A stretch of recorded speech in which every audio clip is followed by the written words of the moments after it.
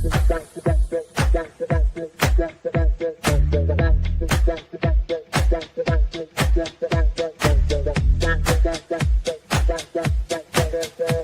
Connections Radio presents. This episode of Evelyn's Roundtable is brought to you by Classy Communications PR and Advertising. Classy Communications provides public relations and marketing solutions for businesses, professionals, and non-profit organizations. They can deliver the true meaning of your business with press releases, social media marketing, web development, email marketing, book publishing, and much more. Wherever your potential clients are, they can help you connect with them. Visit classycommunications.net to learn more about their suite of services that can help your business stand out from the rest. Classy Communications is your solution for business success. Hello, everyone. Welcome to Evelyn's Roundtable. This podcast highlights a host of relevant topics. Our conversations share voices of women of color, Black women veterans and veterans, allies, candidates, and elected officials, entrepreneurs, teachers, students, and others. We also explore important issues and challenges such as grassroots leadership, job training, homelessness, and mental health advocacy, accountability, male inclusion, and civics. Our mission statement is to empower all women. Do you hear me? All women to hold hands as we rise. Well, hello there, Claire. I always call you assemblywoman, but you correct me every time. Well, it's nice to hear. It's former assemblywoman Claire Thomas, but I earned that title, and I'm doing okay with it. I think you earned it. Well, again, welcome to Evelyn's Roundtable, everyone, and today we're going to do things a little different. We're going to talk about a whole bunch of subjects, and I think we're going to get to the heart of what's been going on in Nevada, what's been going on with my bill, NELIS, civics, schools, and women in trades. We're going to hit a few things, and I know we don't have a lot of time, but I think it's time. And I think Claire can agree with me too. It's time, everybody, to hit on these subjects and these topics and not be afraid to talk about it because of what's going to happen afterwards. Because to me, if you come after someone that's talking about civics or something that's dear to their heart, I think it's wrong on all kinds of levels. So, Claire, can you just tell us a little bit about yourself too? And if you can, please. Sure. Quickly, again, I'm Claire Thomas, former assemblywoman for District 17 in beautiful North Las Vegas. I served the community for 2 terms and a total of 4 years. I am also a retired United States Air Force veteran. I served nearly 20 years and, as I said, honorably discharged. I am a resident of Las Vegas, Nevada for the past 42 years. I am a proud grandmother of 4 and a mother of 2 wonderful adult children. And I am an advocate, a strong advocate for the education of our students here in Las Vegas and actually in the entire state of Nevada, because they are truly will be the citizens that create laws and the economy and the outcome of our future. So we need to always support education in the state of Nevada. So quickly, that's me. And I totally agree with you. And thank you for your service also. And yours as well. Yes, mine too, right? Army veteran. I think I want to do talk about the veterans, because I think there's a lot of disrespect that happens. I'm not saying that everyone needs to booty smooch and all that, but I think you definitely are not giving veterans the respect that they have and should have and need, especially us that are not only served, but we're serving too the community, right? We're serving the people, and I just think it's not happening. I don't know what happened, but I think the Vietnam veterans were feeling this too, and it seems like it's back, or maybe it did never leave. I don't know. What do you think? Um, to a certain degree, I think that we have a disconnect, and that disconnect with our veteran community actually probably comes from our federal system. It's one thing that if the head of an organization, and our government is an organization, does not appreciate, and we've seen in the past, 60 days or so, that our federal government is unappreciative of our service members, our veterans in this community, because for one thing, we know that the federal government has hired a lot of our veterans, and unceremoniously they've let them go. And they were an integral part in our government. They, and I say they, and I will include myself and yourself, we are the fabric of America. And when you discount that thread, you kind of leave yourself open. And I think that a lot of our young people are not in tune with our veterans, because we go unsung, and we get a holiday once a year, and we hear thank you for your service. And what does that mean? Really, what does that mean when VA services are not what they should be? When educational services, because a lot of, and I include myself in that, holding back your education until you complete your service, and then when you are ready to attend higher education, that is not there for you. When you need services for your medical, it's not there for you. When you require prescription drugs, it's not there for you. And then you hear from the leadership of our government that tells you that you don't really count, because the leader of our government, which is the president, does not understand the service that people that are voluntarily inducted into the military, they give up a lot of their rights, because it's in service to the country. Yeah, in your life. Exactly. And it goes unappreciative. And when you don't appreciate, then it trickles down, and the rest of the community goes, oh, well, you served your community, oh, well.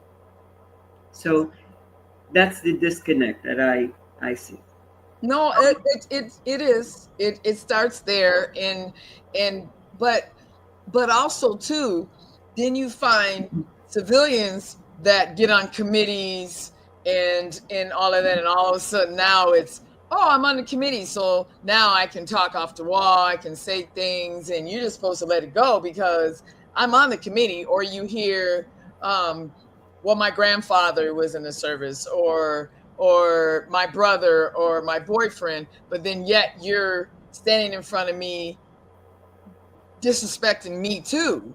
And then I'm like, well, you're disrespecting a veteran. Yeah, but my father, my so-and-so was a veteran. And then I have to sit there and look at you. Yeah, but you're still disrespecting me. So you obviously don't support and just saying it, it's just coming out your mouth.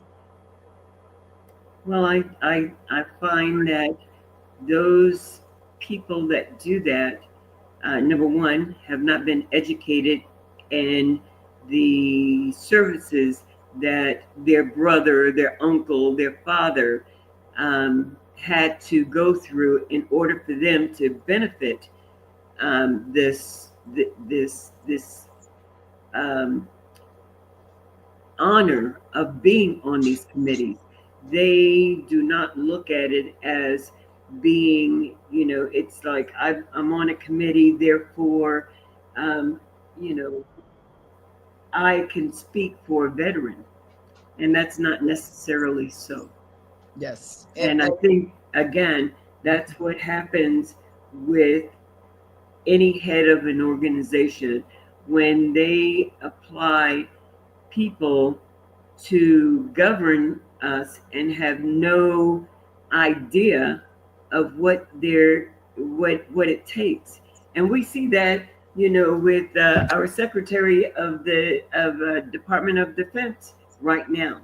You have 4-star generals that they took out of their positions to put substandard people there that have no clue, no idea of what's going on. And that's what's happening with, in our local government. We elect through whatever reason, I can't tell you what their reasons are, of putting people in positions that have no idea what a veteran went through, will go through, the PTSD that they are experiencing, any of their medical history. They have no idea. No. And I'll take my personal, for years I worked at least 16 of them, a schedule of 2 days, 2 swings, and 2 graveyards. That was a normal rotation of my duty on an everyday basis. And when you look at that schedule, I'm surprised that a lot of us didn't have burnout earlier. No one understands what a veteran actually went through. So those people that they put on those committees, until they walk in our moccasins, they have no idea. That's what I'm saying. That's exactly, I totally agree with you. I'm part of the Nevada Veterans Caucus now, and which is going to bring us into NELIS, is what I wanted to bring up. Great. Because the Nevada Veterans Caucus, hey everybody, Nevada Veteran Caucus, look us up on our Facebook, and we are having for interviewing a forum to interview legislation, and I think it's necessary to do that, but I think it's also necessary in the forum to put it out here as, what have you been doing to support veterans? I mean, have like a whole upfront talk to everybody, and then have them do questions, and say, this is what's going on. Have you helped veterans? Are you part of any organizations? What bills have you helped or worked on with veterans and things like that? I think that's necessary for us to do this, because it seems to me like this legislation has forgotten that there is supposed to be, this is for the people, by the people. I mean, that's what I thought. And the bills that you're doing up there are supposed to be for all the Nevadans, not just a small portion. And I don't think the donors should be able to dictate what's going on here with us in our daily lives. Like you said, as a veteran, you have not walked in my shoes. When you say donors, uh, uh, please explain that. Do you mean like lobbyists Yes, or? they could be lobbyists, or they could be donors from different organizations again, to sway and move this or change that. I get it. And I think me and you even had a conversation about this. Totally agree. To Totally agree. to know who our donors are. But okay, just because you donated doesn't mean I got to go over here and run over my sister, my brother, my comrade, right? Well, this is the whole idea to me when I think about legislation, and when I think about when I ran and was elected. I always understood that because you donate to my campaign, you have access. Not to say that every constituent in the state of Nevada has access, because you do. And when those lobbyists or donors to my campaign, they basically believed in the process or believed in my platform that I was running on, believed in the community that I was running from. So the only thing that I think that they somewhere, some way, people have lost sight of the word access. That gives you an open door.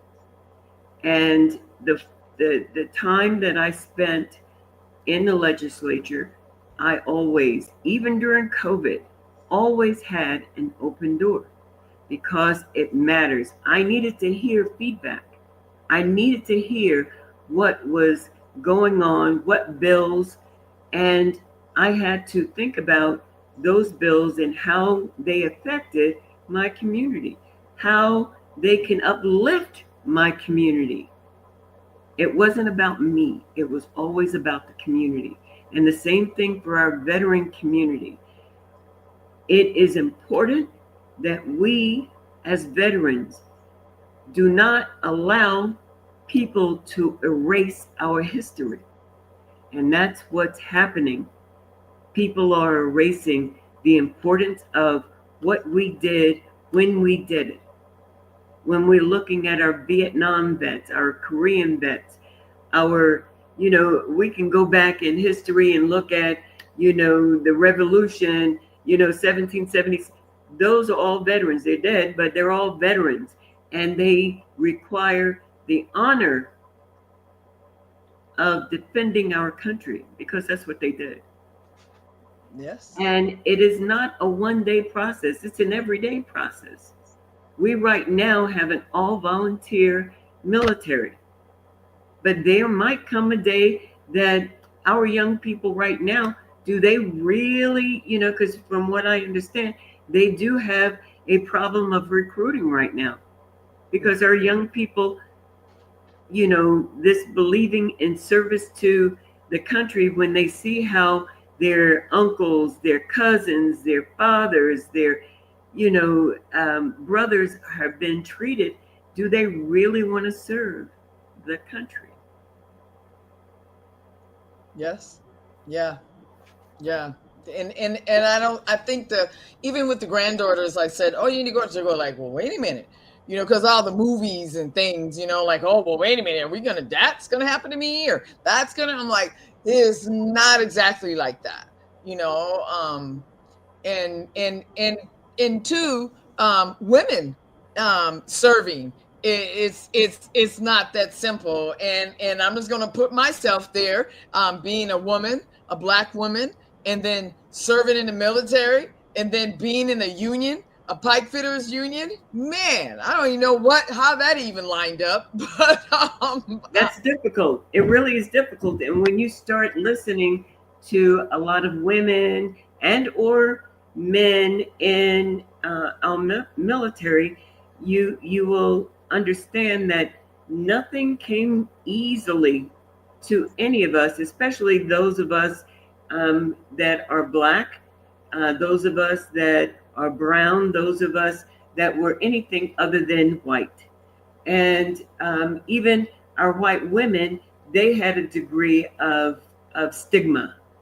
And the way that I'm looking at um, our government now, they want a specific group of people to be in the military. And that specific group of people that they're looking at don't want to have anything to do with it. They are, going to their doctors and telling, the doctors, and the doctors are writing letters saying, oh, yeah, Johnny Smith over there has bone spurs because the president did the same thing. Did he serve our country like he professed to love our country? We have a lot of people, minorities out there that did the ultimate. And we have a lot of people that, of all persuasions, did the ultimate.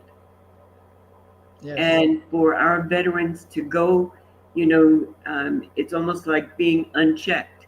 Yes, we gave up a lot.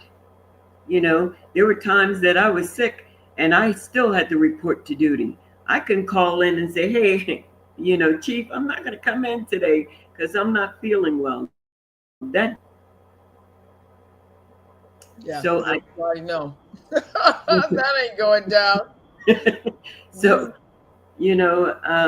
it's really important to understand the sacrifices that veterans, even now, our active duty military, what they go through on a daily basis. And for this country not to appreciate the service that military members have given to their country is a shame. Yeah, we have a really good friend that we're supporting over right now that's overseas, and she's a female, and she's a first sergeant, and it's something because when we text, I don't want to even do the negative with her because of how where she's at overseas and what's going on that I'm watching, and I just can imagine she's in it and how she's feeling, like, wow, you're in it.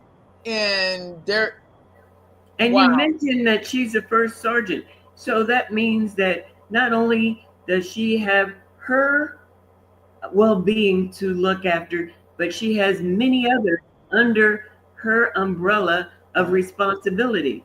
She does.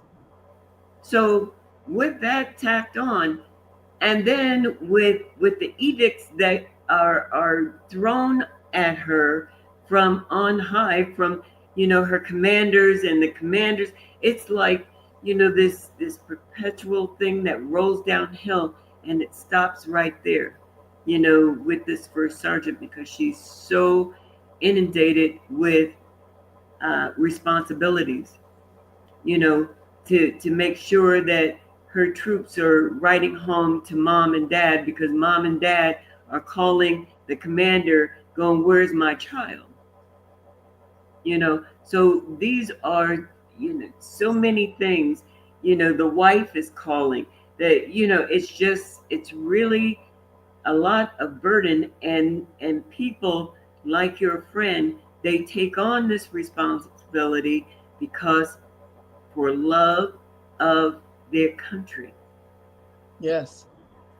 And then, you get, like I said, we have a lot of troops that come home and they were promised VA services, and they're told this is the best our country has to give. We have the best doctors, we have the best dentists, we have the best eyes, we have the best surgeons, and they make an appointment because that's the way you're supposed to do it. And they have scheduled for surgery, and they get themselves, mindset for the surgery. And then the day of surgery, they get a call or they go in and they're told, well, we rescheduled you. Why did they reschedule? Because we don't have the doctors. We don't have the nurses. It is something to behold. And then we have those leaders in DC that are not ensuring that these are the things that we were guaranteed to have. Yes. And then we have people that say, oh, why should you be any different than your civilian counterpart? Well, I tell you what, my civilian counterpart gets better service than our veterans do. No, I have to agree on that, and which is going to have me go into NELIS. Some people probably don't even know, they think of Air Force Base when we say NELIS, but NELIS we're in the 83rd Nevada legislation session right now. Yes.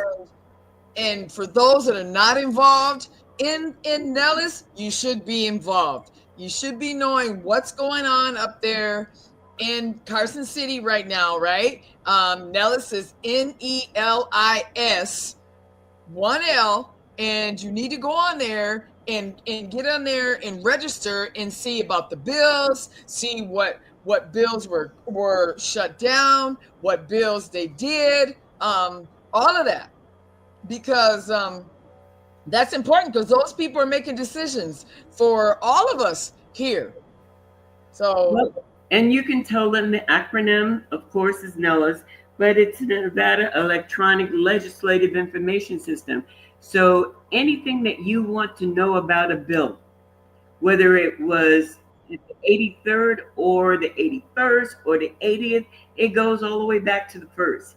This information is there for you to look at. It's the your what basically what we rely on as far as laws. Yes, in the state of Nevada. Mm-hmm. Yeah, and it starts in February.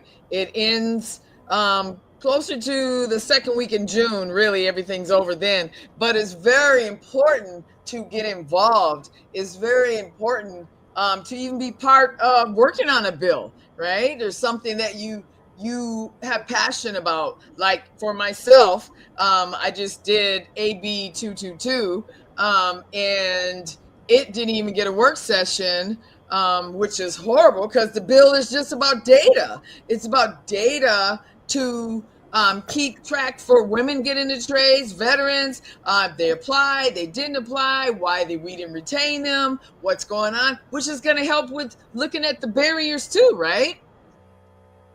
I totally agree. You know that I was a supporter of AB 305 in the 82nd session. And when you brought back, because I believe the governor vetoed AB 305. 305, yes. And with that said, when you retooled AB 305 and made it now for the 83rd session, AB 222, it had a component in there that should have went through, but I noticed that the barriers came from the unions themselves, because my answer to it all is that they had no appetite for finding out why the trades are not hiring more women. They had no appetite of knowing why minorities, and I'm not just looking at Blacks, I'm looking at our Asian community, our indigenous community. Why aren't they in the trades like they should be? I'm looking at the fact that when we look at veterans, why aren't veterans, this is the most equipped, educated force that we have as far as military members that retire and or they make their service for 2, 4, 6 years, 8 years, 10 years, and they come back and they're civilians now. Well, the government, your tax dollars, spent tens of thousands of dollars to train them. Why are you not utilizing, and this is unions, why aren't you utilizing these veterans?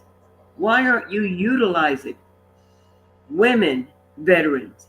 Why aren't you, and you have a select group of people that you want to hire because then you can give them lower wages. And this is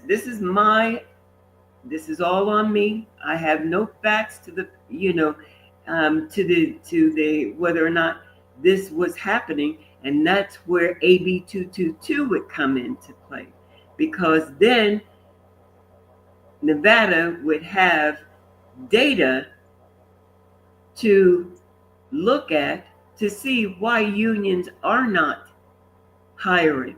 And you just can't say, well, women don't really want the job because when they go to a job site, they don't have a private bathroom that they have to use. Well, let me tell you, there are a lot of us that are in the military that we didn't have private bathrooms. Oh, we didn't. I don't never remember having a private bathroom. Exactly. When I was in the field. I was on a base in Greenland where I had to use a bathroom that was unisex. I took a shower where guys were shaving in the morning, where, don't tell me that I refused to go to the bathroom because Johnny over there had to shave, or, he had to use the bathroom himself. So, this is something that is a barrier that certain union men, I have to say men, want to keep us from, advancing. During your bill, when it was heard, a young lady was an apprentice, said something that really, really irked me to the core. And I sat there and I couldn't address her. I would have loved to have a conversation with her when she said that if you as a woman want to be in the union and do these jobs, you can't have a family. The word can't have a family. And I sat there and I kind of like, it affected me. And I'm like, what do you mean you can't have a family? Because I know a lot of young men that are in the union that, guess what? They have families. So if you're a woman, you can't have a family. And then, to say that, women that get pregnant, they cannot do the job. Well, there are plenty of ways for, because we're not going to say if you have a workforce of 100 women, all 100 women are going to be pregnant. Okay. So, you might have 1 or 2 or even 5 women that are pregnant. Well, now those women can be teachers while they're going through their pregnancy. Yes. There's other options. There are other options. Yep. You can go right back into what you're doing. Yes. Exactly. To expand this field. And this is a lucrative field. Yes. This is the field that right now we are, as a community of people, we're saying that we need more housing. We need more of everything, more schools, more, I don't know. Footballs, casinos. Yes. All of that. We need, in Brightline. Exactly. Is getting ready to happen. So and the president is saying we need more factories to come in. Well, you have a workforce that you as a union have decided to be. It's untapped. You have women, you have minorities, and yes, I excluded our Hispanic brothers and sisters, and the reason why I did that is because they're there.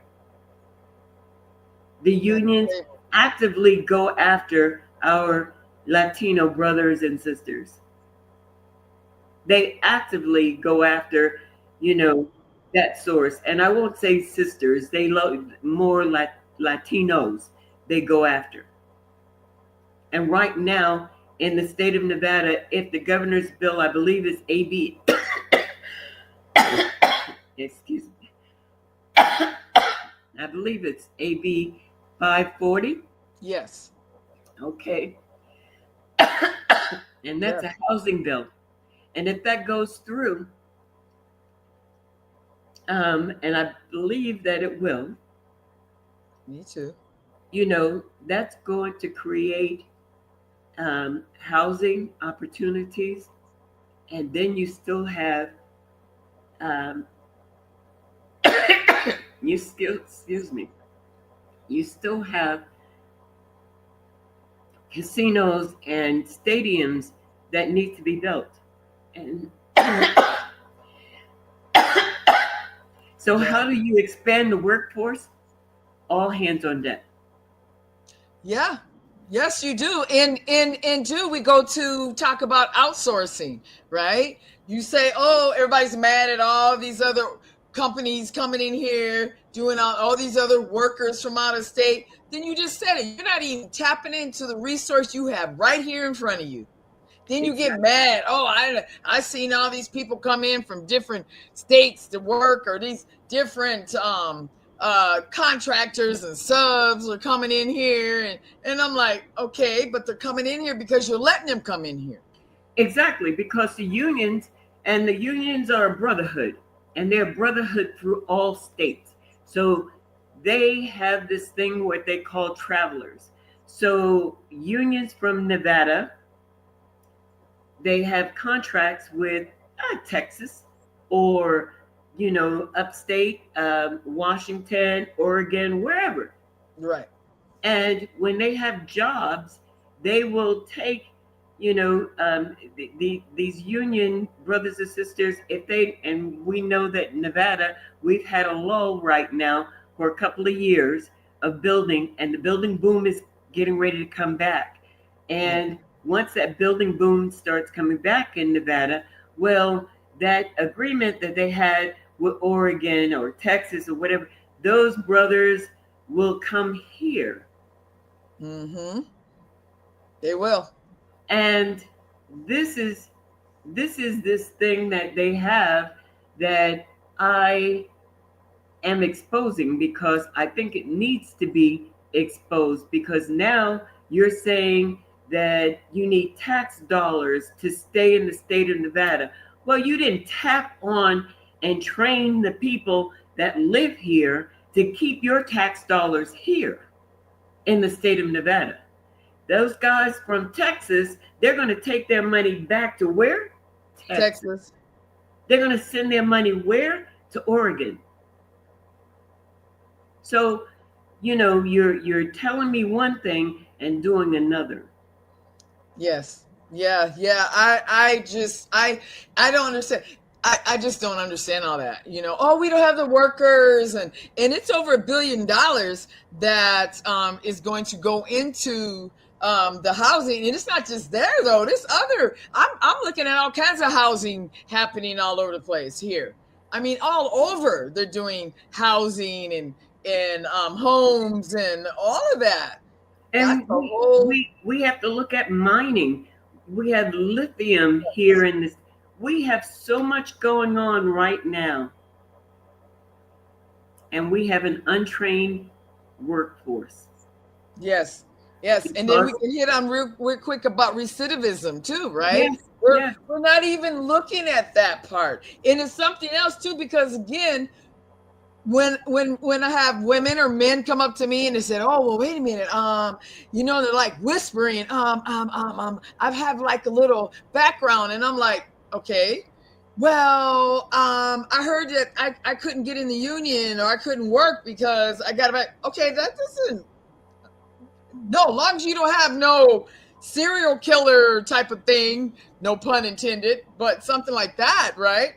But there's no reason why we're not tapping into Florence McClure prison, or or Casa Grande I or agree. Queen Prison. There's I no agree. reason. You know, we have young people that are up in Spring Mountain. You Yes, know, the youth too. exactly. Yes, yes, I yes. The mean, youth, the youth camps. exactly, That's not even we're not even doing that either. exactly. And I think that it's important. You know, the unions will come back and say, "Well, you know, we're in the schools. We're doing no, no, no, no, no. That is not a good answer for me." Well, we can bring up WIC Week, which is Women in Construction Week, and I didn't see a whole lot going on. Well, you know, I've been to a couple of events with the iron workers, and I tell you what, I seen some women. It was at least, um, uh, I think it was about 4 women out there, and they were doing that iron work just as well as the young men that were out there. Mhm. So with training, they can do it. I know for a fact, my first, you know, I mostly tell what my last duty was in the military, but my first duty actually was maintenance. You know, for 2.5 years, I did maintenance in Little Rock, Arkansas, and you know, I you know loaded up my cart with my toolbox. You know, the whole 9 yards. I know how to turn a wrench. So Yes. don't, you know, I was trained to do that. So, you know, for you to tell me that, you know, you know, basically women don't want to be in construction because they are, you know, they have to use the, you know, once a month. Their menstruation prevents them from being in construction. You know, I will say I disagree because in my shop I had electricians. We had at the time, they called them pole jocks. Those are guys and girls that would climb up on these poles to fix your electrical cables and all of that good stuff. So, you know, not a good answer, unions. Not a good answer. No, that's not even a good answer. And while we're on there, I just want to hit on women in trades because you've been part of my National Lines of Women in Trades Summit. You've been part of that. You spoke, and that needs to be put out here too because we need to have more talks on it. Women in trades, maybe even a town hall. I mean, I tried to do this past what was that, March and in February I did a women in trades just to bring out the information on what women are doing, what they're going through. We did a Black Women Veterans Roundtable to talk about what Black women go through when they're in the military and things that happen. And which I just want to bring up the school part too. You know, schooling is something that we're dealing with. And I want to do a shout out to Lavatsy, Tracy Lewis. It's just Linda Young, Dr. Linda Young, too. A lot with the schools, too, here. Well, you Going have a through. lot of support. You really do have a lot of support. And again, you know, I look at a couple of weeks ago, you had students, all females that were in your workshop. And I believe it was what, about 15, 20 young women Yeah, that, young you girls. know, Yes, exactly. yes. It was so much fun there because they had these little kits that they were able to hands on, you know, made their little cars, and you had a friend from Canada that actually helped them through a Zoom, you know, to put these together, and they to see their faces after they put this car, as he called it, moving car together. They Yes. were so, and then you took them out to do plumbing and to see how that worked. And then you had technology, it was, and they gravitated to every single thing. Yes, they did. And they did it well. Yeah. Dan Kitchen from Canada makes stuff work. Yes. So shout out to them too. All the way from Canada though, right? To And this is what I have. yes. That's the book. I kept it as a souvenir. I have not opened it, but I just thought that it was, Tiny Trades Truck. And the girls were able to put their names or decorate it however they wanted to. It was really something to see them all working.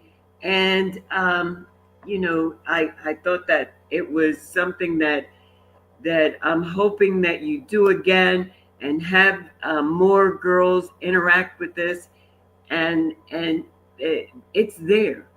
They want to do it. They want it. They do. Yes, it was 6th through 12th grade girls. Yes, and it was something. And afterwards, they were like, "Wow, we want to do this again. Wow, this was different. Oh, I didn't know." And then I believe they didn't even know they could do it. Well, And the thing that I find that was important is that what time of the morning on a Saturday morning did you start? Something like 8 o'clock, 9 o'clock, and they were there. yes. Yeah, it was 9 in the morning, y'all. That them 6th through 12th grade girls, they were there and didn't even know what was ahead of them, right? Didn't even know, kind of knew a little bit what we were gonna do it, but and even with doing the truck, Dan just said, take out your prints on there, and there you go. And I'm like, that's a good way to do this. Don't you do it. Let them read everything and put it together. And I let them know this is how the trades work. You don't have somebody standing over you telling you how to do this. You get the prints and you go and make what's on the print. That's it. And they did and what I loved about it also is that not only did they do independently, but they were able to help their neighbor. Yes, they're helping each other. Yes. Yes, they were engaging each other, and in that. I just want to say another shout out to Trades and Women Task Force that helped me with AB 222, my bill that died, didn't get a work session. I want to do a shout out to them. I want to even shout out to you and thank you for helping me with the amendments and things and Women in Trades. Nevada Women in Trades is not going anywhere, everybody. We will have another 6-week pipeline class in October. Please email us at info@Nevada spelled out WIT.org. That's info@Nevada spelled out WIT.org. We will have another 6-week class for women that are 18 and up, and you don't have to have any experience in the trades. We will help you your forklift awareness, your OSHA 10, and CPR. And we will introduce you to 7 unions: the laborers, the electricians, the carpenters, who else? Sheet metal, 525. Plumbers. Yep, plumbers, yep, pipe fitters, HVAC, sheet metal. Did I say that already?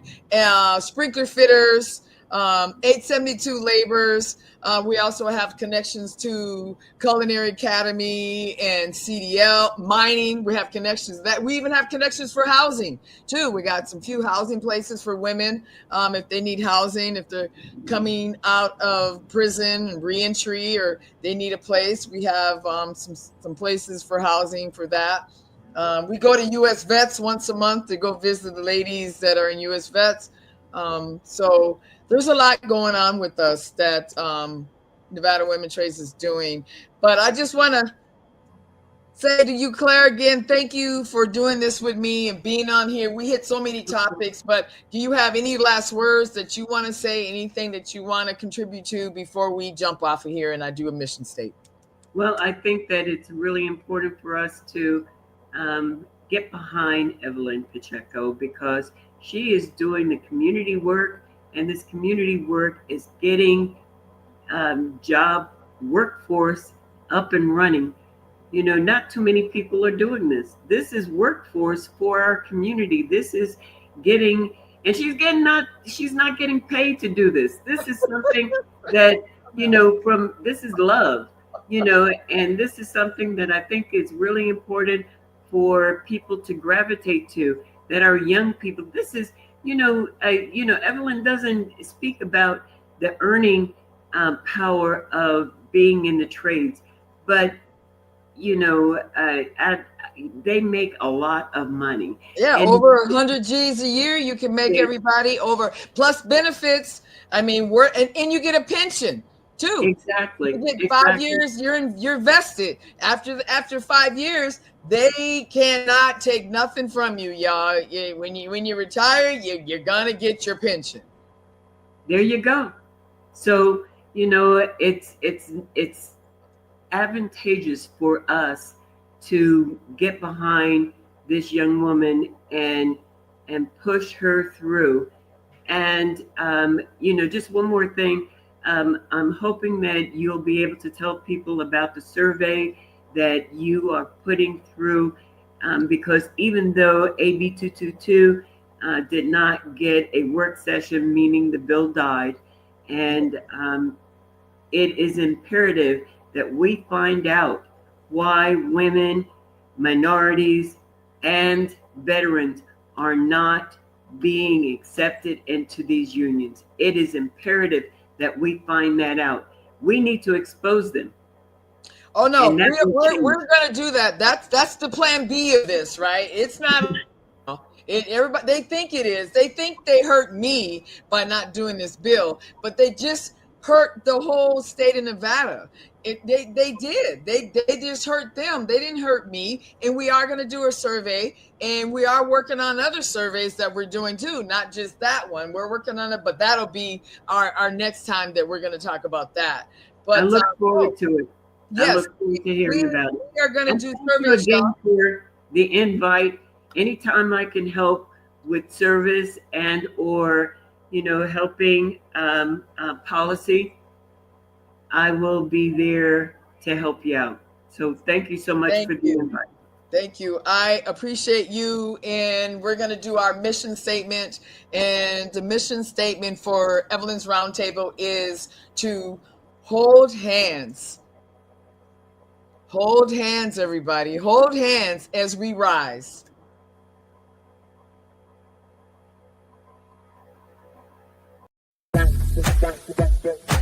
PR Connections Radio thanks you for watching this podcast. Check out more episodes of this show and our others at prconnectionsradio.com.